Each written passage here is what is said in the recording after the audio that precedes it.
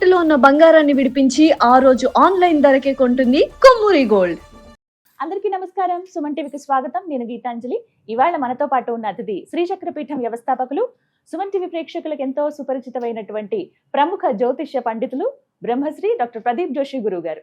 గురుగారితో మాట్లాడి రాబోతున్నటువంటి గ్రహణాల గురించి వివరాలు తెలుసుకుందాం. అలాగే ఆ ప్రభావం ద్వాదశ రాశుల వారిపైన ఎలా ఉంటుంది, ఎటువంటి పరిహారాలు చేసుకోవాలి, గురుగారి మాటల్లో విందాం. గురుగారు నమస్కారం అండి. శ్రీమాత్రే నమః. గ్రహణం, దానికంటే ముందు చెప్పాలనుకున్నది, అంటే ఏదన్నా అంశం జరుగుతుందన్నా లేకపోతే ఏదన్నా ఒక పరిస్థితి రాబోతుందంటే వీడియో ద్వారా ముందుగానే హెచ్చరిస్తారు మీరు. అది మంచైనా చెడైనా ముందుగా చెప్పటం వల్ల మేము జాగ్రత్త పడతాము. మిగతా అంటే ఆస్ట్రాలజీ పరంగా చూసుకున్న ఎన్ని ప్రొడిక్షన్స్ అవన్నీ నిజమవుతూ రావటం కానీ ప్రతి ఒక్కటి కూడా మాకు చాలా సంతోషం అనిపిస్తాయి గురువుగారు మీరు చెప్పింది విన్నప్పుడు. ఇందులో భాగంగా రాబోతోంది సూర్యగ్రహణం. మరి ఈ గ్రహణ ప్రభావం మొత్తం దేశవ్యాప్తంగా కావచ్చు, ప్రపంచవ్యాప్తంగా ఎలా ఉండబోతోంది, అసలు మనకి గ్రహణం కనిపిస్తుందా, నియమాలు ఏం పాటించాలి, వీటి గురించి తెలియచేయండి. శ్రీ గురుభ్యో నమః. శ్రీమాత్రే నమః. అచింత్యావ్యక్త రూపాయ నిర్గుణాయ గుణాత్మనే సమస్త జగదాధారమూర్తయే బ్రహ్మణే నమః. యోంత ప్రవిశ్య మమ వాచమిమాం ప్రసుప్తాం సంజీవయత్యఖిల శక్తిధరస్వధామ్నా అన్యాంశ్చ హస్తచరణశ్రవణత్వగాదీన్ ప్రాణాన్నమో భగవతే పురుషాయ తుభ్యం. శ్రీమాత్రే నమః. శ్రీ గురుభ్యో నమః. సూర్యగ్రహణం ఒకటి బాగా గుర్తుపెట్టుకోవాలి. ఎప్పుడైనా మన ప్రకృతికి, మన భూప్రపంచానికి, మనందరికీ కూడా తల్లిదండ్రులతో సమానం. సూర్యుడు పితృకారకుడు, చంద్రుడు మాతృకారకుడు అవుతాడు. అట్లాగే జ్యోతిష్ శాస్త్రంలో కారకత్వాలలో సూర్యుడు ఆత్మకారకుడు అవుతాడు, చంద్రుడు మనకారకుడు అవుతాడు. ఎప్పుడు గ్రహణం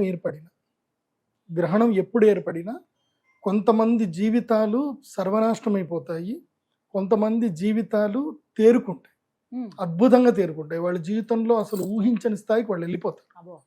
సో గ్రహణాలు ఎప్పుడు మనుషుల్ని ఒక విధంగా మారుస్తూ ఉంటాయి, అంటే బ్యాలెన్స్ చేస్తూ ఉంటుంది, నేచర్లో బ్యాలెన్స్ చేస్తూ ఉంటుంది. సో నేను ఎప్పుడు గ్రహణాలు జరిగినా, గ్రహణాల గురించి నేను ఎప్పుడు అబ్జర్వేషన్ చేసినా మార్పులు అనేటివి జరుగుతూనే ఉన్నాయి. గ్రహణం వల్ల మార్పులు వస్తున్నాయి, ప్రకృతిలో మార్పులు వస్తున్నాయి, ప్రకృతిని ఆధారంగా చేసుకొని జీవించేటువంటి మనుషుల జీవన విధానంలో కూడా మార్పులు వస్తున్నాయి. ఇప్పుడు పోయినసారి గ్రహణం ఏర్పడింది, ఫిబ్రవరిలో గ్రహణం ఏర్పడింది. గ్రహణం ఏర్పడిందో లేదో, సూర్యగ్రహణం ఏర్పడిందో లేదో, ఆ రోజు నుంచి మొదలైన యుద్ధం ఏదైతే ఉందో అది ఇప్పటికీ కూడా ఆగట్లేదు. ఎక్కడో దగ్గర ఇంకా జరుగుతుంది. అది రావణ కాష్టంలాగా మండుతూనే ఉంది తప్ప తగ్గట్లేదు. ఇప్పుడు ఇవాళ మనం షూటింగ్ చేస్తున్న ఈ రోజు కూడా, మనం 1.5 month బిఫోర్ షూటింగ్ చేస్తున్నాము, ఈ రోజు కూడా ఇజ్రాయెల్ మీద, తర్వాత కువైత్ మీద దాడులు జరుగుతూనే ఉంది. సూర్యగ్రహణం అప్పుడు ప్రారంభమైంది, మళ్ళీ ఈ సూర్యగ్రహణం అప్పటికి ఎండ్ అవ్వాలి. వాస్తవంగా చెప్పాలంటే ఎండ్ అవ్వాలనే కోరుకుందాం. శాస్త్ర ప్రకారంగా గ్రహణాత్ గ్రహణ పర్యంతం, గ్రహణము నుంచి గ్రహణం వరకు ఏదైతే గ్రహణంలో ఏదైతే మొదలైందో మళ్ళీ ఒక గ్రహణం వచ్చే సమయానికి అది అంతం అవ్వాలి అని శాస్త్రంలో ఉంటుంది. కానీ ఈసారి గ్రహణం ఎట్లా అంటే సింహరాశిలో సంభవిస్తుంది. మునుపు ఎలా జరిగింది అని అంటే, సాధారణంగా గ్రహణానికి రాశులు మారుతూ ఉంటాయి, కానీ ఈసారి అట్లా జరగల.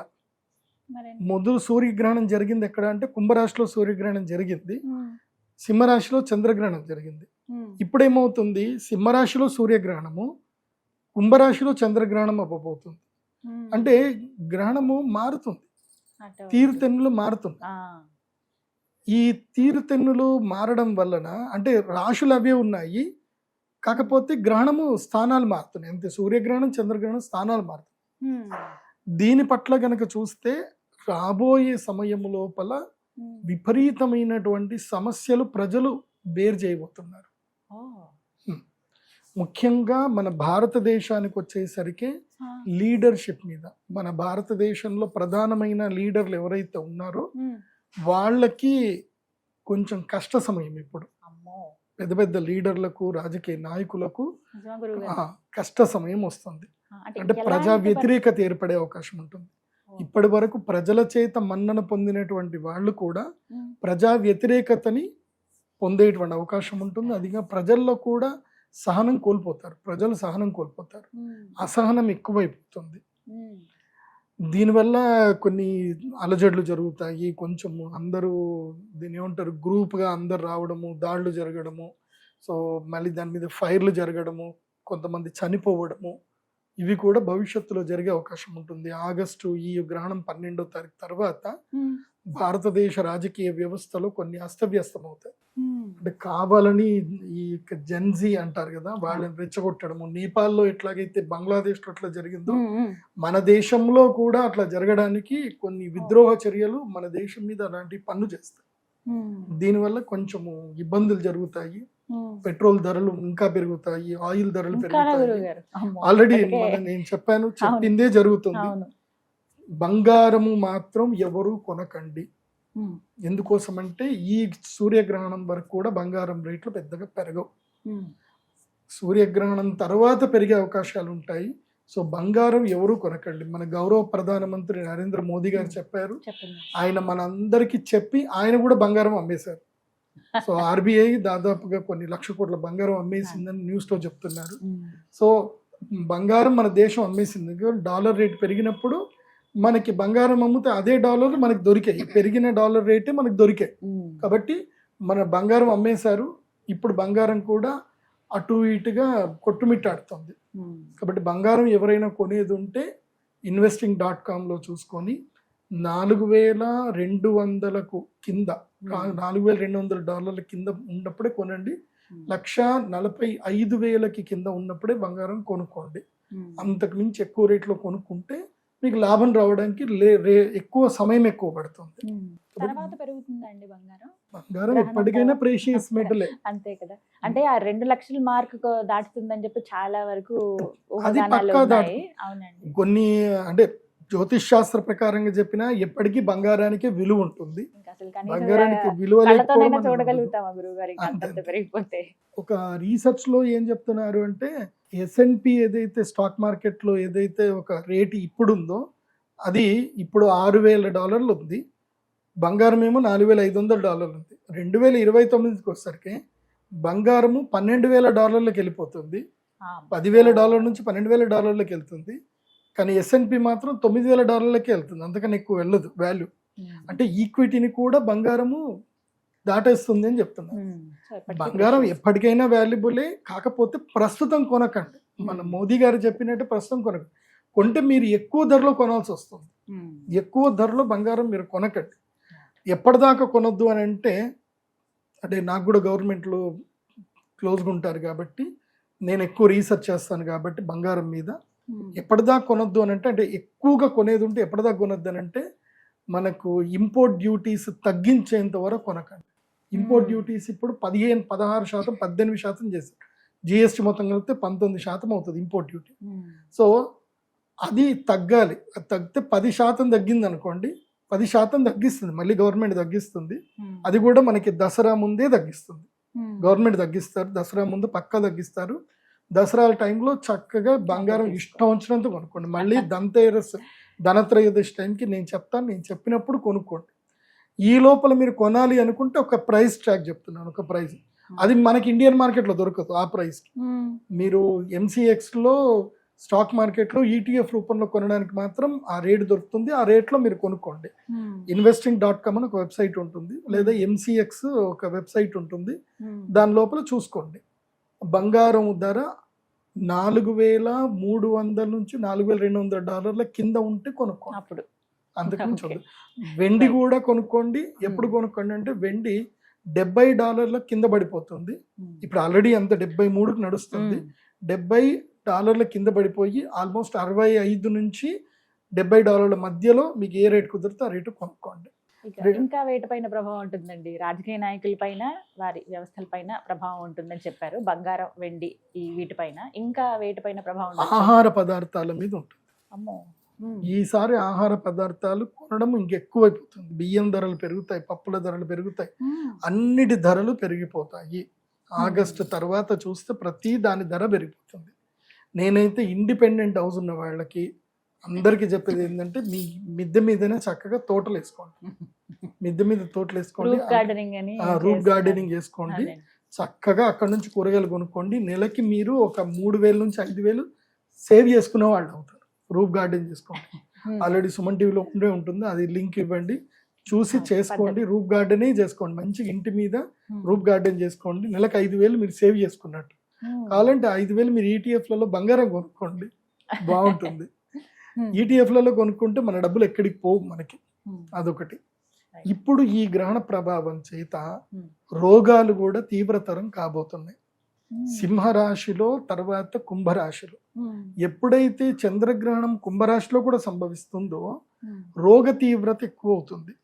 వర్షాలు, పిడుగుల పాటలు, వర్షాలు ఎక్కువగా పడుతుంది. ఆ వర్షం ద్వారా అంటువ్యాధులు ఎక్కువగా సోకుతాయి, రోగాలు ఎక్కువగా అవుతాయి. సో ప్లేగు లాంటి వ్యాధులు, మళ్ళీ పెద్ద పెద్ద రోగాలు వచ్చే అవకాశం అయితే ఉంటుంది. కాబట్టి ప్రజలు అప్రమత్తంగా ఉండండి. మళ్ళీ కోవిడ్ నియమాలు పాటించుకుంటే మంచిది. కొంచెం షేక్ హ్యాండ్లు ఎవరికి ఇవ్వకండి. వర్షాకాలం వస్తుంది కాబట్టి ఇంకాస్త జాగ్రత్తగా ఉండాలి. పిల్లల్ని చాలా జాగ్రత్తగా చూసుకోండి. పిల్లలు బయట నుంచి ఇంటికి రాగానే వాళ్ళకి వేడి నీళ్ళతో చక్కగా స్నానం చేయించుకోండి. రాబోయే కాలము గడ్డు కాలము, మంచిది కాదు. పరాభవన సంవత్సరంలో గ్రహణాలు జరగబోతున్నాయి కాబట్టి మొత్తం పరాభవన సంవత్సరంలో 2 సూర్యగ్రహణాలు, 2 చంద్రగ్రహణాలు. మళ్ళీ రాబోయేది మాఘమాసం టైంలో రాబోతుంది కాబట్టి ఈ గ్రహణ సమయంలో అప్రమత్తంగా ఉండాలి. తర్వాత ఇంకా ప్రధానమైన విషయం ఏంటంటే గనక, ఎవరైతే గనక గర్భిణీ స్త్రీలు ఉంటారు వాళ్ళు చాలా జాగ్రత్తగా ఉండాలి. ఈ గ్రహణము మంచిది కాదు. ప్రతిసారి మీరు హెచ్చరిస్తూ ఉంటారండి, చెప్తూ ఉంటారు జాగ్రత్తలు కూడా. గర్భిణీలు అంటే స్టార్టింగ్ నుంచి అండి, 2వ నెల తెలిసినప్పటి నుంచి 3వ నెల దాటిన తర్వాత దీంట్లో 3 స్టేజెస్ ఉంటాయి.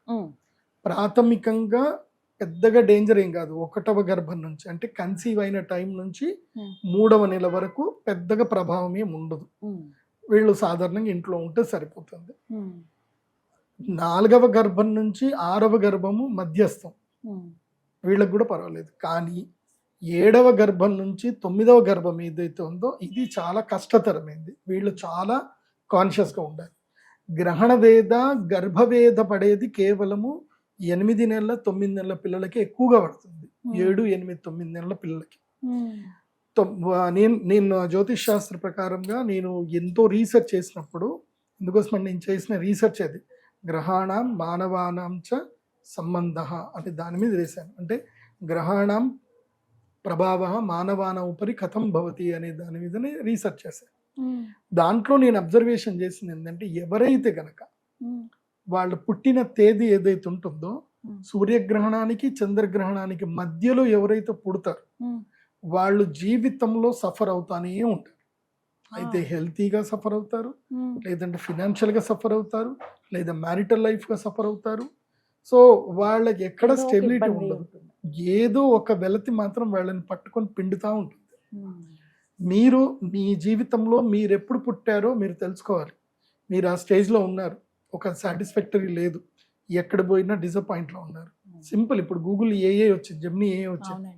మీ డేట్ ఆఫ్ బర్త్ చెప్పి, నేను పుట్టినప్పుడు, నేను ఈ డేట్ ఆఫ్ బర్త్ అప్పుడు పుట్టాను, నేను పుట్టినప్పుడు సూర్యగ్రహణం చంద్రగ్రహణంకి గ్యాప్ లో నేను పుట్టానా, 2 గ్రహణాల మధ్యలో పుట్టానా, అసలు గ్రహణాలు ఎప్పుడు ఉన్నాయి అని చూసుకున్నా తెలిసిపోతుంది. మీరు ఇప్పుడు మీరు 1982లో పుట్టారనుకోండి, lunar eclipse, solar eclipse in 1982 India అని కొట్టేస్తే వచ్చేస్తాయి మనకి. సో ఇండియా అయినా ఎక్కడైనా ఎక్లిప్స్ అయ్యింది అని అంటే కష్టం. నేను చూశాను కదా, చాలా మందికి ఇబ్బందులు. సో వాళ్ళందరికీ ఇబ్బందులు పోవాలంటే ఒకటే, గ్రహణ సమయం ముళ్ళుతోటి తీయాలి. గ్రహణం సమయంలో వాళ్ళకి అరిష్టం వచ్చింది కాబట్టి మళ్ళీ గ్రహణ సమయంలోనే ఆ గ్రహణ వేద పోయేటట్టుగా యజ్ఞ యాగాదులు చేసుకుంటే వాళ్ళకి ఆ గ్రహణ వేద అనేది తొలగిపోతుంది. తప్పకుండా అది జరుగుతుంది. చాలా అవకాశం ఉంది. గ్రహణ వేదలో పుట్టినటువంటి వాళ్ళు గ్రహణం సమయంలో యాగం చేసి దేవతలకి తర్పణం చేసుకొని దేవతలను సంతృప్తి చేస్తే ఆ గ్రహణ వేద పోయి అంతో కొంత మంచి అయినా జరుగుతుంది. గుడ్డిలో మెల్ల అన్నట్టుగా అయినా సరే జరుగుతుంది. కానీ నా దగ్గరికి వచ్చి ఇప్పటిదాకా మనం 2019 నుంచి నేను చేస్తానే ఉన్నాను కదా, వచ్చిన వాళ్ళందరూ లైఫ్ స్టైల్ అయితే మారిపోయినాయి, లైఫ్లు మారిపోయాయి. అందరు బాగున్నారు, చాలా అందరూ మంది రివ్యూస్ హ్యాపీగా కూడా ఉన్నారు. ఇచ్చారు ఉమ్. కదండి, చెప్తూ ఉంటారు. అందరు హ్యాపీగా ఉన్నారు. ఉమ్. ఈసారి సూర్యగ్రహణానికి కొంతమందికి అవకాశం ఉంటుంది. ఆ. ఈ సూర్యగ్రహణంకి ఏంటంటే కనుక ఎవరికైతే గ్రహణ వేదలో పుట్టారో సూర్యగ్రహణం చంద్రగ్రహణం 2 యాగాలు చేయించుకోవాలి. ఉమ్. వీలైతే సూర్యగ్రహణం చేయించుకోండి, లేదంటే చంద్రగ్రహణం. కానీ నేను రెండింటికి రమ్మని చెప్తాను, ఎగ్జామ్షన్ లేదు, రెండిట్లోనే చేసుకోవాలి. ఎందుకోసం అంటే గ్రహణ వేద ఎప్పుడైనా గుర్తుపెట్టుకోండి, ఉమ్. సూర్యగ్రహణం చంద్రగ్రహణం 2 కూడా 15 రోజుల గ్యాప్ లో కన్ఫర్మ్ గా వస్తాయి. వస్తాయి కదండి. అవును, ఇది ఎందుకు అమావాస్య అటు పౌర్ణమి ఖచ్చితంగా ఆ. వచ్చేస్తాయి. సూర్యగ్రహణం ఎప్పుడైనా అమావాస్య రోజు వస్తుంది, చంద్రగ్రహణం ఎప్పుడైనా పౌర్ణమి రోజు వస్తుంది. అంతే. ఒక్కొక్కసారి సూర్యగ్రహణం ఫస్ట్ వస్తుంది, తర్వాత చంద్రగ్రహణం వస్తుంది. మొన్న లాస్ట్ జనవరిలో ఆగస్టులో ఫిబ్రవరిలో ఏమైంది, చంద్రగ్రహణం ఫస్ట్ వచ్చింది, తర్వాత సూర్యగ్రహణం వచ్చింది. ఉమ్. ఇప్పుడు సూర్యగ్రహణం ఫస్ట్ వస్తుంది, ఉమ్. ఆగస్టు 12 సూర్యగ్రహణము, ఉమ్. ఆగస్టు 28 చంద్రగ్రహణం. ఉమ్. ఈ మధ్య కాలం గ్రహణ వేదకాలం అంటారు. ఉమ్. ఈ మధ్య కాలంలో గర్భిణీ స్త్రీలు ఎక్కడికి ప్రయాణంకి వెళ్ళకూడదు, ఉమ్. ఎక్కడ ప్రయాణాలు చేయకూడదు, ఇంటి నుంచి బయటకు వెళ్ళకూడదు. ఈ మధ్య కాలంలో ఉమ్. ఈ మధ్య కాలం మొత్తం కూడా నెగిటివ్ ఎఫెక్ట్ ఇచ్చే టైమే. ఉమ్. ఏది నేను చెప్పిన 7, 8, 9 గర్భాలు ఉమ్. బేసిక్ గా కన్సీవ్ అయినప్పటి నుంచి వాళ్ళు కూడా జాగ్రత్తలు వెళ్ళకపోవడమే మంచిది. తీసుకుంటారు. అవును, కాకపోతే అందులోపల తీవ్రతరం ఎవరికి ఉంటుందంటే వీళ్ళకు ఉంటుంది. థర్డ్ ట్రైమిస్టర్ లో ఉన్న వాళ్ళకి నేను నా రీసెర్చ్ ప్రకారం నేను అబ్జర్వేషన్ చేసింది ఏంటంటే, ఈ గర్భములో అంటే నేను సైంటిఫిక్ గా కూడా రీసెర్చ్ చేశాను. ఎందుకోసం అంటే నేను చదివింది ఎంఎస్సి యోగా థెరపీ మణిపాల్ యూనివర్సిటీలో చదివాను కాబట్టి నేను అటుపరంగా కూడా రీసెర్చ్ చేశాను. ఇప్పుడు ఇబ్బందులు వస్తాయి, దోషాలు అని చెప్పేసి అంటే అది కరెక్ట్ కాదు. ప్రాపర్ దానికి నేమ్ ఏముంది, ఎలాంటి ప్రాబ్లమ్స్ అని రీసెర్చ్ చేస్తే తెలిసింది ఏంటంటే, ఒకటి, ఏ గర్భిణీ స్త్రీ అయితే పిల్లలు ఉండగా గ్రహణం జరిగేటప్పుడు ఆ విచ్చలవిడిగా తిరుగుతారో వాళ్ళకి ఏ ప్లాస్టిక్ ఎనీమియా వస్తుంది, అంటే రక్తహీనత ఏర్పడుతుంది వాళ్ళకి. అది కాకుండా పిల్లలకి బ్లడ్ ఏదైతే సర్కిల్ తల్లి హార్ట్ బీట్ నుంచే సర్కిల్ అవ్వాలి. సో అక్కడ ఏమవుతుందంటే పిల్లల బ్రెయిన్ కి fraction of seconds blood circulation జరగదు, లేదా వెళ్ళిన బ్లడ్ క్లాట్ అవ్వడమో ఏదో జరుగుతుంది.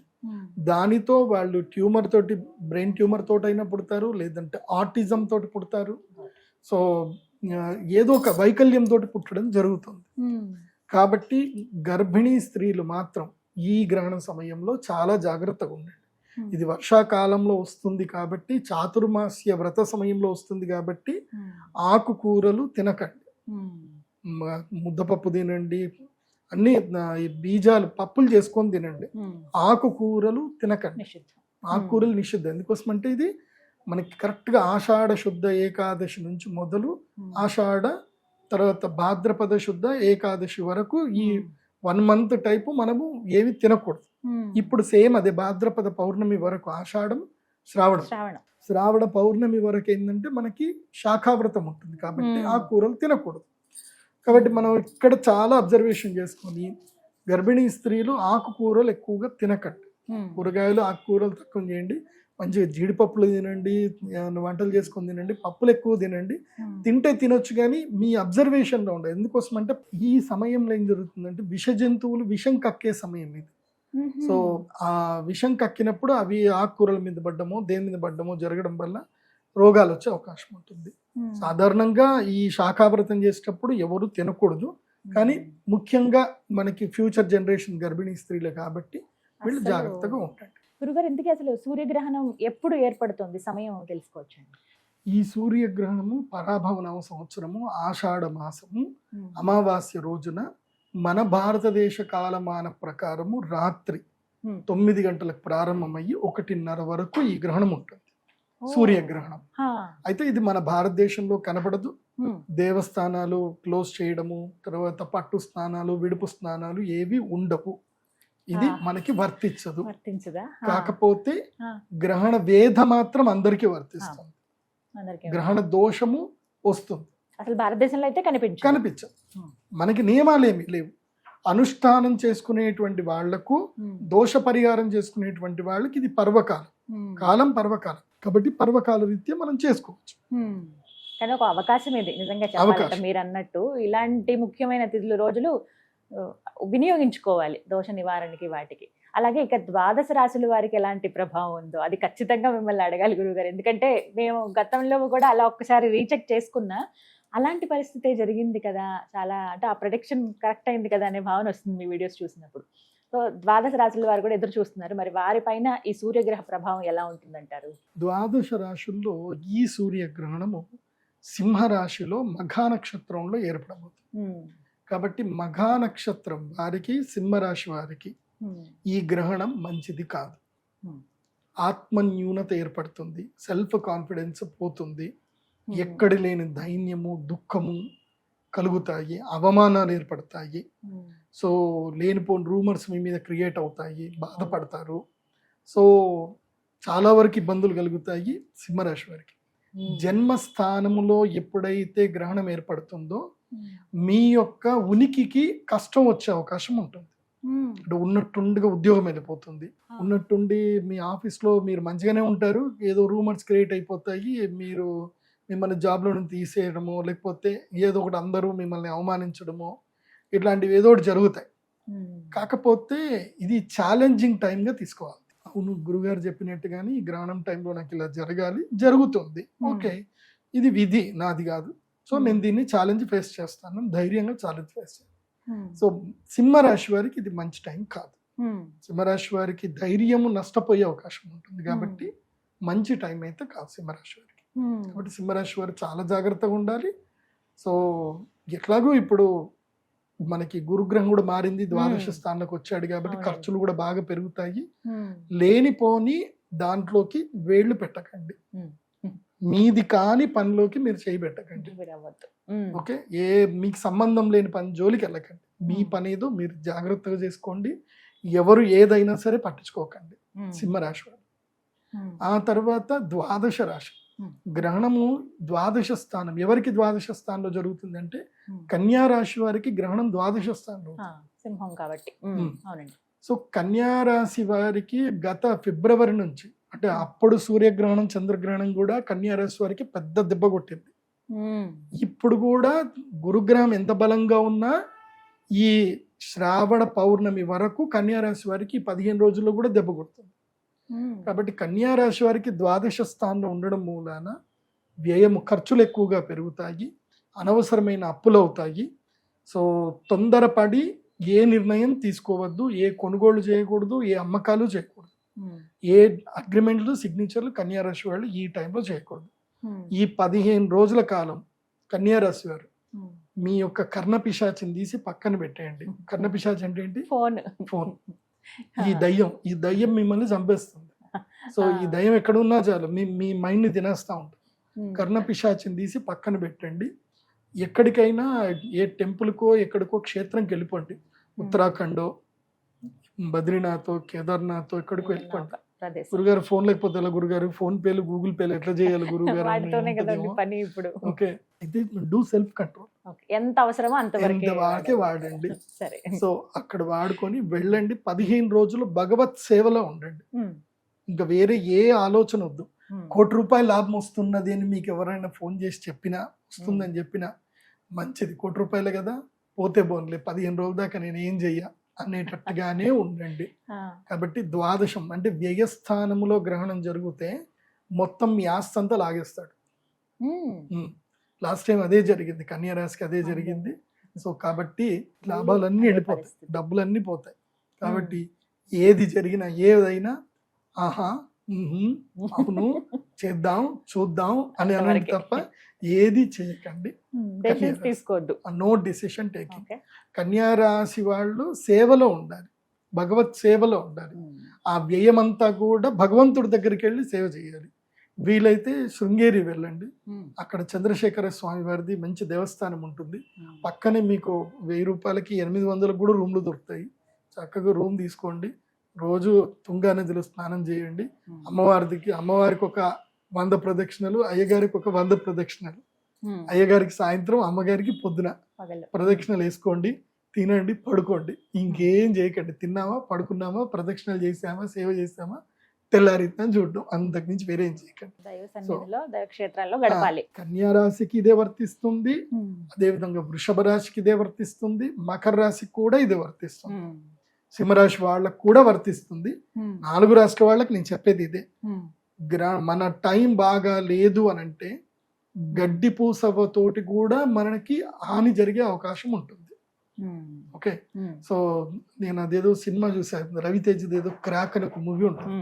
ఆ సినిమా ఫస్ట్ సీన్ లోనే ఏం చూపిస్తా అంటే ఒక మేకు, ఒక నోటు, 50 రూపాయల నోటు, తర్వాత ఒక మామిడి పట్టు, ఈ మూడితోటి సినిమా స్టార్ట్ అవుతుంది అనమాట. అది మనం ఆశ్చర్యపోతాం, 50 రూపాయల నోటికి ఎవడైనా జైలుకి పోతాడా అని అనుకుంటాం. సో అట్లాగే జరుగుతుంది మన జీవితం బాగాలేకపోతే అంతే. చిన్న చిన్న మామిడి ముక్కతోటి కూడా ఎందుకు వాల్యూ చేయని ఒక మేకుతోటి కూడా వాడి జీవితం పాడైంది అన్నట్టుగా. సో ఏ రూపంలో మనకి ఎక్కడ నష్టం జరుగుతుందో తెలీదు. కాబట్టి అన్నిటికీ దూరంగా ఉండి భగవత్ సేవలో ఉంటే భగవత్ సేవనే మనల్ని ప్రొటెక్ట్ చేస్తుంది. ఈ గ్రహణం చాలా కీలకమైంది 4 రాశులకి: సింహ, కన్య, మకర, వృషభం. దీంట్లో వృషభ రాశి వారికి కీలకం. వృషభ రాశి వారికి ఏంటంటే గనక 4వ స్థానంలో గ్రహణం జరుగుతుంది. వీళ్ళకి ఏమవుతుంది అని అంటే ఉన్నట్టుండి ఇల్లు వదిలిపెట్టి పోయే పరిస్థితులు వస్తాయి. భార్య వియోగం అవుతుంది, లేదా తల్లికి అనారోగ్యం జరుగుతుంది, హాస్పిటల్ బిల్స్ కట్టాల్సి వస్తుంది. సో ఏదో ఒక రూపంలో వెహికల్ త్రూ యాక్సిడెంట్స్ అయ్యే అవకాశం ఉంటుంది. సో వృషభ రాశి వారు మీరు జాగ్రత్త ఉండడం కాకుండా మీ అమ్మగారిని కూడా జాగ్రత్త ఉంచుకోండి. మీ అమ్మగారికి ఈ 15 రోజులు వీలైతే మీ ఆవిడ కాళ్ళు పట్టుకొని కాళ్ళైనా అడగండి. మీరు అత్తా కోడళ్ళు కొట్లాడకండి. ఈ 15 రోజులు టైం బాగలేదు కాబట్టి మా అమ్మని చాలా జాగ్రత్తగా చూసుకో. నేను ఎట్లాగూ నాకు ఇంట్లో ఉంటే ఇల్లు వదిలిపెట్టే పరిస్థితి వస్తుంది. నాకు నేనే ఇల్లు వదిలిపెట్టి వెళ్ళిపోయాను అనుకో, దోషం కాస్త అక్కడికి వెళ్ళిపోతుంది. కాబట్టి వృషభ రాశి వారు గృహత్యాగం చేయండి. ఈ కొన్ని రోజులు గృహత్యాగం చేసి దైవ సేవకి వెళ్ళండి, దైవ సేవ చేయండి. మీకు అంతా అమ్మో ఇల్లు వదిలిపెట్టిపోతే మాకేం కష్టం, ఎట్లా అని అనుకుంటే మీకు ఇంటి దగ్గర ఉండేటువంటి ఆంజనేయ స్వామి దేవస్థానము ఏదైనా దేవస్థానంకి వెళ్ళి ఆ దేవస్థానాలు ఊడవడము, క్లీన్ చేయడం, సేవలు చేయడం చేయండి. ఎందుకోసం అంటే సుఖ నష్టం జరగాలి. సుఖ నష్టం 4వ స్థానంలో కనుక గ్రహణం ఏర్పడితే వాళ్ళకి సుఖం నష్టం అవుతుంది, సుఖం పోతుంది. సో నువ్వు సుఖం పోగొట్టుకోవడానికి నువ్వు ప్రయత్నం చేయలేదు అనుకో, నీ గ్రహాలు వచ్చి నీ సుఖాన్ని మొత్తం పోగొట్టుతాయి. సో నువ్వేం చేయాలి, నీకు నువ్వయ్యి చెమటోర్చాలి. ఆ చెమట ఎక్కడ ఓర్చాలంటే దేవుడి గుడిలో ఓర్చు. నీకు ఈగో కూడా ఉండదు, నువ్వు ఎవరి దగ్గర తల వంచిన ఈగో నీకు ఉండదు. కాబట్టి భగవంతుడి దగ్గరికి వెళ్ళి అక్కడ గుళ్ళు క్లీన్ చేయడమో, దేవుడి దగ్గర పాత్రలు తోమడమో ఏదోటి చేయండి. చేస్తే ఆ సుఖభంగం అక్కడనే జరిగిపోతుంది. కాబట్టి ఈ గ్రహాన్ని నేను అనవు. అదొకటి. ఇంకా చాలా కీలకమైంది మకర రాశి. ఇవన్నీ మామూలే, ఇవి ప్రతి ఒక్కళ్ళ జీవితంలో వచ్చినా తట్టుకోగలుగుతాం. కానీ తట్టుకోలేనిది ఎవరికేనంటే మకర రాశి వాళ్ళకి. ఏం జరుగుతుంది గురువుగారు? మకర రాశి వారికి అష్టమంలో గ్రహణం జరుగుతుంది. అష్టమం అంటే ఏంటంటే ఆయుష్, ఆయుర్భంగం, మృత్యు. మకర రాశి వారికి ఎట్లయిపోతుంది అని అంటే మొత్తం బ్రెయిన్ అంతా శూన్యం వైపు ట్రావెల్ చేస్తుంది.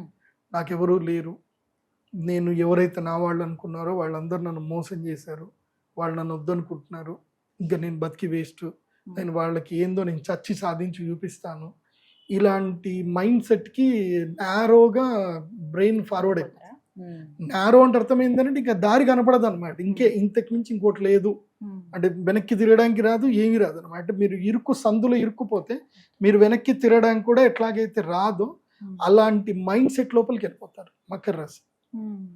మొదలే జాగ్రత్త ఎత్తున్నాను, మకర రాశి వారికి ఇది మృత్యుగండ సమయం. కాబట్టి మకర రాశి వారిని వాళ్ళ దగ్గర వాళ్ళు ఎవరైతే ఉన్నారో ఎక్కువగా కన్సోల్ చేయండి, వాళ్ళని ప్రేమగా చూసుకోండి. మీ పిల్లలు మకర రాశి అయినా, మీ భార్య మకర రాశి అయినా, మీ భర్త మకర రాశి అయినా, వీడికి ఎప్పుడు టైం మంచిలేదు, నేను అనవసరంగా ఈగోలకు వెళ్ళాను అనుకో, వీడు ఏదైనా ఒక దగ్గర జంప్ చేస్తే మళ్ళీ కష్టం మనకే. కాబట్టి ఏదైతుందా ఈ 15 రోజులు ఏమనొద్దని ఏమనకండి. ఒకవేళ మీదే మకర రాశి అవుతే గనక ఏ విషయాన్ని పెద్దగా సీరియస్ తీసుకోకండి. ఎందుకోసమంటే లైఫ్లో మంచి జరుగుతుంది, చెడు జరుగుతుంది. ఎందుకోసమంటే మనం ఒక డేలోనే చూస్తాం, వెలుగు ఉంది, చీకటి ఉంది, రెండూ సమానంగానే ఉన్నాయి. ఒక్కొక్కసారి వెలుగు 1 గంట సేపు ఎక్కువ అవుతుంది, చలికాలంలో చీకటి 1 గంట ఎక్కువ అవుతుంది. అంతకు మించి జీవితం కూడా అంతే. సో జీవితంలో కష్ట సుఖాలు సమపాళ్లలో ఉంటాయి, అందరికీ ఉంటాయి. మీరు ఒక్కటి బాగా గుర్తుపెట్టుకోండి, నేను యాజ్ ఏ ప్రొఫెషనల్ ఆస్ట్రాలజర్గా నా 20 ఏళ్ళ ఎక్స్పీరియన్స్తో చెప్తున్నాను, కోట్ల డబ్బులుండి ఇంట్లో 100 కిలోల బంగారం ఉన్న వాళ్ళు కూడా బాధపడుతున్నారు, ఏడుస్తున్నారు. ప్రశాంతత లేదు. ప్రశాంతత లేదు. డబ్బుతో ప్రశాంతత వస్తుంది అనుకోవడం మూర్ఖత్వం. ప్రశాంతత అనేది నీ దగ్గరనే ఉంది, నీ ఆలోచనలోనే ఉంది. ఇప్పుడు నీ మెడలో నేను ఇది వేసుకున్నాను, దీని వాల్యూ ఏదో ఒక 3,000 4,000 ఉంటుంది. నేను నా మైండ్ సెట్లో ఇది ₹1,00,00,000 వాల్యూ, ఇది నా దగ్గర ఉంటే నాకు దేవుడి బలం ఉంది అని నేను అనుకుంటే ఇది నాకు బలం ఇస్తుంది. నేను దీన్ని ₹3,000 వాల్యూలోనే చూసుకుంటే ఇది 3,000 లాగానే ఉంటుంది. అదే బంగారం చైన్ ఉంది, ఇది ₹1,00,00,000 వర్త్ బంగారం చైనే, కాకపోతే ఇది నీకు మృత్యువుకి కూడా కారణం అవుతుంది కదా ఒక్కొక్కసారి. నీకు ఆ చైన్ లాక్కోవడానికి ఎవడైనా వచ్చి నేను చంపినా చంపొచ్చు కదా. కాబట్టి ధనము ఎప్పుడు కూడా సుఖానికి మూలం కాదు. ధనమేరా అన్నిటికీ మూలం. అన్నిటికీ మూలం అంటే అర్థమైంది, మంచికి మూలమే, చెడుకి కూడా మూలమే. నువ్వు దాన్ని ఎలా సద్వినియోగం చేసుకుంటావు అనేది ముఖ్యం. సో దీని మీద మనం ఒకసారి కావాలంటే మనం క్లాస్ సెషన్స్ పెట్టుకుందాం, మనీ మేనేజ్మెంట్ గురించి ఒకటి పెట్టుకుందాం. సో మకర రాశి వాళ్ళకి ఇది మంచి టైం కాదు. మరి ఏం చేయమంటారండి? మకర రాశి వారు ముఖ్యంగా శివ ధ్యానం చేసుకోండి, శివుడికి ఎక్కువగా అభిషేక పూజలు చేసుకోండి, మహామృత్యుంజయ హోమం చేసుకోండి. లేదంటే మా పీఠానికి వస్తే మేము ఎట్లాగో ఆల్ ఇన్ వన్ హోమం చేసి పెడతాము.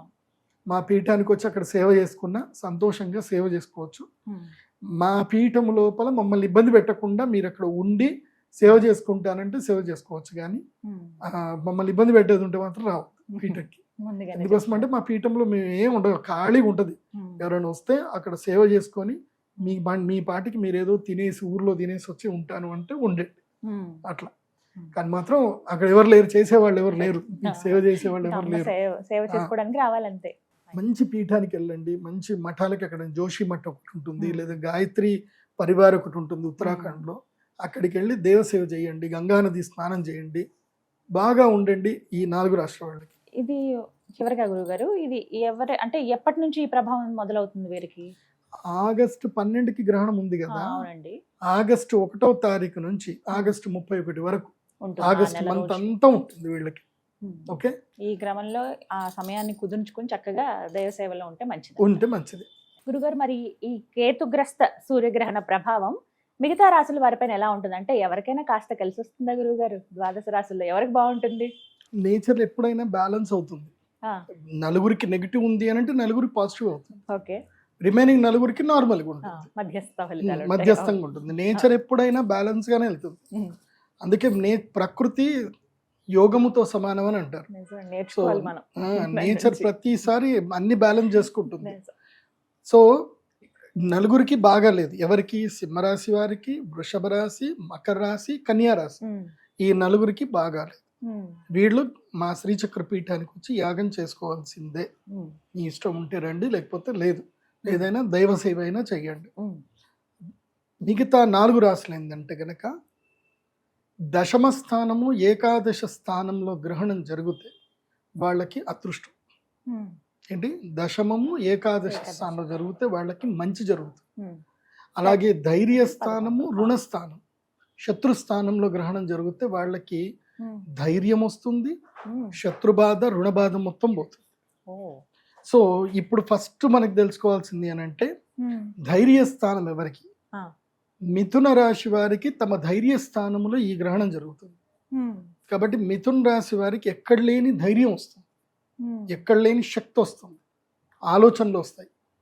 ఏదో అద్భుతం చేయాలి, ఇంకా ఇంట్లో కూర్చోకూడదు, సాధించాలి, ప్రయత్నం చేయాలి అన్న ఒక తీరుతెన్నులు వస్తాయి.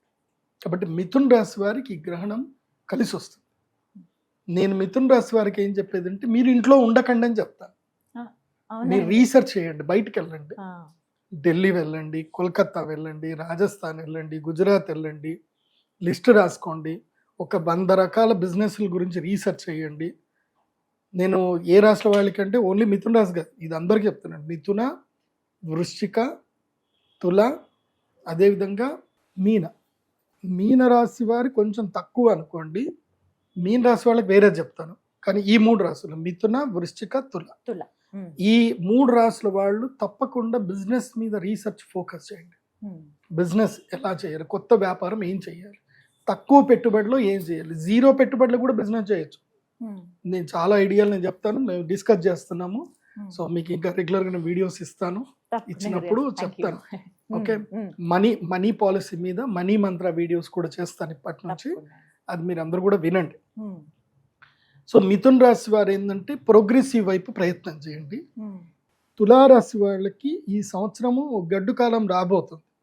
ఎందుకోసమంటే వాళ్ళకి అయిపోయింది, 9వ భాగ్యగురుడు అయిపోయాడు కాబట్టి వాళ్ళకి దశమ గురుడు వస్తాడు.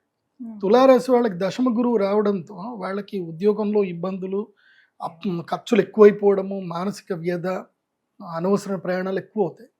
కాబట్టి తులారాశి వాళ్ళకి ఈ గ్రహణం లక్కీ టైం. మినిమం ఇన్వెస్ట్మెంట్లో ఏదైనా వ్యాపారం స్టార్ట్ చేయండి. ఆల్రెడీ మీరు నష్టపోయే టైం ఉంది కాబట్టి అంత నష్టపోకుండా మీ పెట్టుబడిలో మీ దగ్గర ఉన్న దాంట్లో తక్కువ పెట్టుబడి పెట్టి డెడికేటెడ్గా పని చేసుకోండి. ఈ గ్రహణం మీ లైఫ్ను మారుస్తుంది, నేను గ్యారంటీగా చెప్తాను. నెక్స్ట్ వృశ్చిక రాశి. వృశ్చిక రాశి వాళ్ళకి ఇది ఎట్లా అంటే రంపము మీద నడక లాంటి సమయం ఇది. ఎవరికి? వృశ్చిక రాశి వారికి. ఎందుకోసమంటే ఇటు గురుబలం ఉంది, ఇటు గ్రహణం కూడా అనుకూలంగానే ఉంది. కాకపోతే ఏంటంటే శని ఇబ్బంది పెట్టే అవకాశాలు ఎక్కువగా ఉన్నాయి వృశ్చిక రాశి వాళ్ళకి. దాని మూలకంగా మీకు ఎలాంటి డిప్రెషన్ లాంటి మాటలు వచ్చినా ఏదొచ్చినా చెవులు మూసుకొని ట్రావెల్ చేయండి, చెవులు మూసుకోండి. వృశ్చిక రాశి వాడు ఏది వినకండి, అలాగని డ్రైవింగ్ చేసేటప్పుడు మొత్తం చెవులు మూసుకోకండి. సో వృశ్చిక రాశి వారు చెప్పేది ఏంటంటే ఎవరి మాటలు పట్టించుకోకండి. Don't care anyone, just focus on your goal, just go move on. తప్పకుండా వృశ్చిక రాశి వారికి ఇటు గ్రహణము లక్కిస్తుంది, ఇటు గురుగ్రహము లక్కిస్తుంది. కొంచెం ఈ శనిగ్రహమే ఇబ్బంది పెడుతుంది కాబట్టి వృశ్చిక రాశి వాళ్ళకి మంచి టైం. కాబట్టి ఒకవేళ మీరు గ్రహణ వేదలో పుట్టుంటే, గ్రహణ వేద అంటే ఏమిటి? సూర్యగ్రహణానికి చంద్రగ్రహణానికి లేదా గ్రహణానికి మధ్యలో మీరు పుడుతున్నా లేదా గ్రహణానికి ఒక 15 రోజుల ముందైనా మీరు పుడితే మీకు గ్రహణ వేద ఉన్నట్టే. 15 రోజులే, అంత ఎక్కువగా. అట్లాంటి ప్రతి సంవత్సరం గ్రహణాలు వస్తాయి, అట్లాంటి ప్రతి వాళ్ళందరికీ గ్రహణ వేద ఉంటుంది అనుకో, అట్లుండదు. మీరు ఎప్పుడైతే పుట్టారో మీరు పుట్టిన డేట్కి 15 రోజుల ముందు 15 రోజుల తరువాత, మెయిన్ 15 రోజుల బ్యాక్ చూసుకోండి అంతే. ఆ 15 రోజుల బ్యాక్ ఏదైనా గ్రహణం ఉంది, తర్వాత ఇంకో 15 రోజులు కూడా చూసుకోండి. ముందు గ్రహణం ఉంది అనుకో, మీరు గ్యాప్ లో పుట్టారు అని అర్థం. ఒకవేళ గ్యాప్ లో పుట్టలేదు, మీరు పుట్టిన ముందు 15 రోజుల ముందు గ్రహణం అయ్యింది, దెన్ మీరు గర్భంలో ఉన్నప్పుడు గ్రహణం సంభవిస్తే గ్రహణ వేద ఉన్నట్టు, గర్భవేద ఉన్నట్టు. పుట్టిన తర్వాత గ్రహణం ఏర్పడింది అనుకోండి, ఏదైతే జాతా శౌచం మొత్తం తీయడము, తర్వాత ఏదైతే తల్లిదండ్రులు స్నానం చేపించి 21 రోజులు ఉంటాయి కదా, ఆ 21 రోజులు అంటే ఈ 15 రోజుల లోపల వస్తుంది. ఆ 15 రోజుల్లో పుట్టిన గ్రహణ వేద వచ్చినట్టే. ఎందుకోసమంటే మీకు శాంతి చేపియనంతసేపు మీరు గర్భంలో ఉన్నట్టు కిందకే లెక్క వస్తుంది. కాబట్టి ఇటు 15 రోజులు అటు 15 రోజులు చూడాలి. మీరు పుట్టిన డేట్కి 15 రోజుల ముందు 15 రోజుల తర్వాత. ఇప్పుడు ఈ మధ్య మీరు పెద్దగా టెన్షన్ పడాల్సిన అవసరం లేదు, ఏ జ్యోతిష్యుడి దగ్గర పోవాల్సిన అవసరం లేదు. ఇప్పుడు జెమిని ఏ జ్యోతిష్య పండితుడు అయిపోయింది, అదే చెప్పేస్తుంది, అన్ని చెప్పేస్తుంది, అన్ని చెప్పేస్తుంది. కానీ బేసిక్ గా మనకు కూడా కొంత నాలెడ్జ్ దానిపైన ఉండాలి గురుగారు, వాటి మీద డిపెండ్ అవ్వకూడదు. అన్ని ఇష్టం వచ్చినట్టు చెప్తుంది. అప్పుడప్పుడు నేను తిడతా ఉంటాను, నువ్వు కరెక్ట్ చెప్పట్లేదు అని అంటే క్షమించాలి, నా డేటాబేస్ లో తప్పు వచ్చిందని చెప్తుంది. కాబట్టి ఈ 4 రాష్ట్ర వాళ్ళకైతే ఈ గ్రహణం అద్భుత సమయం. మన దగ్గర అస్త్రశస్త్రాలు ఉంటే సరిపోదు, దాన్ని ఎలా వాడడము కూడా తెలుసుకోవాలి. వాడిన వాడికి మామూలు కర్ర అయినా సరే, సామకర్ర అంటారు కదా, సామకర్ర చేతిలో ఉంటే దాన్ని ఎలా వాడాలో తెలిసినటువంటి వాడు 100 మందిని తరిమి కొడతాడు. అది ఎలా వాడాలో తెలియని వాడు బొద్దింకను కూడా చంపలేడు, బొద్దింక కూడా భయపడతాడు. కాబట్టి కర్ర చేతిలో ఉంటే గొప్పతనం కాదు, దాన్ని ఎలా వాడడం అనేది గొప్పతనం. సో అది ఎలా వాడాలి అని అంటే నేను చెప్పిన మాటలు, నా వీడియోలు అన్నీ చూడండి. నేను ప్రతిదీ లైఫ్ లెసన్ ఇస్తాను. నేను ఒక ప్రౌడ్గా చెప్పుకోగలుగుతాను, నా లెసన్స్ అన్నీ విని చాలా మంది తమ జీవితంలో జాగ్రత్త పడి ఉన్నత స్థాయికి పోయిన వాళ్ళు అందరూ ఉన్నారు. ప్రౌడ్గా చెప్పుకోగలుగుతాను. చాలా మందికి ఆలోచన విధానం మొత్తం మారిపోతుంది విని. కాబట్టి అందరూ కూడా ఇది ఫాలో అవ్వండి. గర్భిణీ స్త్రీలకి ఆల్రెడీ గ్రహణం అప్పుడు ఏం లేదు, ఎక్కడికి బయటికి వెళ్ళకండి. రాత్రి గ్రహణం జరుగుతుంది కాబట్టి సాయంత్రం 6 గంటల వరకు ఇంటికి వచ్చేయండి, ఇంట్లోనే పడుకోండి. చక్కగా తిని ఈ కర్ణపిశాచిని తీసి పక్కన పెట్టి పడుకోండి. కర్ణపిశాచిని దూరంగా పెట్టండి. కర్ణపిశాచి దగ్గర ఉంటే గ్రహస్థితులు, గ్రహ బాధలు మీ దగ్గర దాకా రావడానికి ఇదే మీకు ఆస్కారం. దాని ద్వారా తెలిసేది అన్ని. కాబట్టి దూరం. అది గురుగారు మరి ఇక మధ్యస్థంగా ఉన్న రాశులు ఇంకా మేమేం చేసామండి మాకు కూడా చెప్పండి అని మీకు అడుగుతారు. ఏం లేదండి, తిన్నామా పడుకున్నామా తెల్లారిందా, మీకు ఎలాంటి ఇబ్బందులు లేవు, ఏమి లేవు మధ్యస్థ రాశులకి. కాకపోతే గ్రహణ సమయంలో, గ్రహణం రోజు కానీ గ్రహణం తర్వాత రోజు కానీ దేవస్థానాలకు వెళ్ళి ప్రదక్షిణలు చేసుకొని దైవ ధ్యానం అయితే చేసుకోండి. ఒక్కటి చెప్తున్నాను వినండి, గ్రహణం సమయము అందరికీ అదృష్ట సమయమే.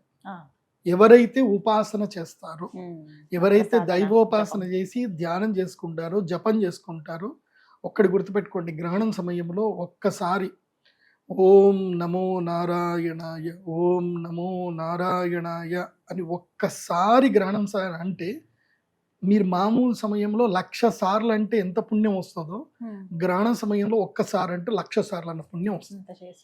అంటే ఆ 3.5 గంటలు 4 గంటలు ఏదైతే సమయం వస్తుందో అది పర్వకాలము.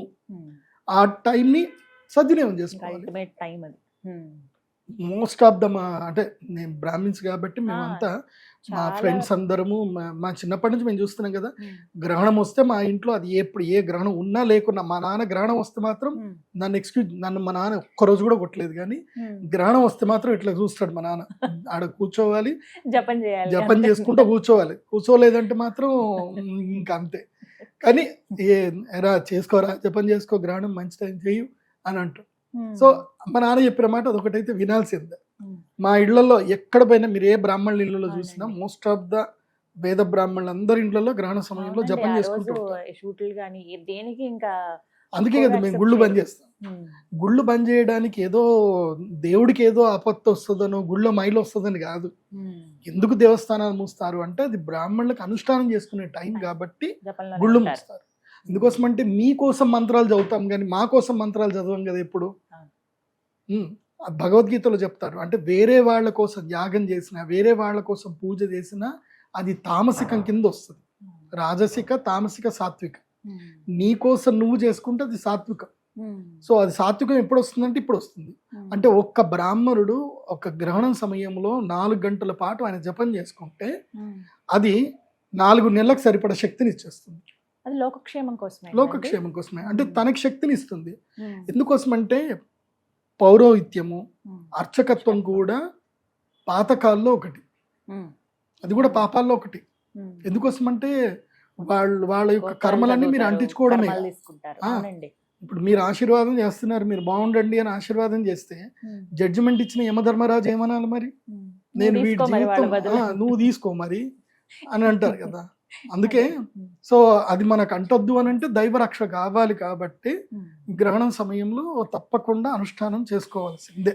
తప్పకుండా గురువు గారు ఈ యొక్క సలహా ఖచ్చితంగా పాటిస్తాం ప్రతిసారి. సో సూర్యగ్రహణము, చంద్రగ్రహణం 2 నోట్ చేసుకోండి. 12వ తారీఖు 12 ఆగస్టు 2026 సూర్యగ్రహణము, 28 ఆగస్టు 2026 చంద్రగ్రహణం. ఇవి 2 ఎవరు మర్చిపోకండి.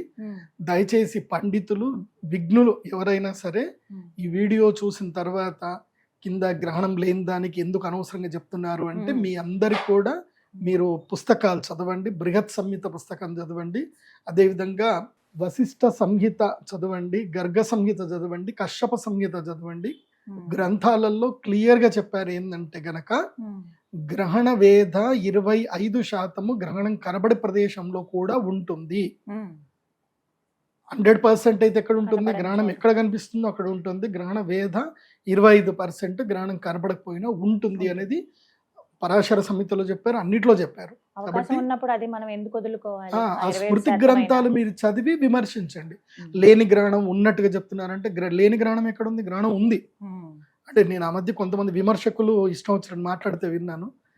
విమర్శ చేయండి, తప్పుగా విమర్శలు చేయాల్సిందే, చేస్తేనే కదా రైట్ ఎవడు రాంగ్ ఎవడు అనేది తెలిసేది.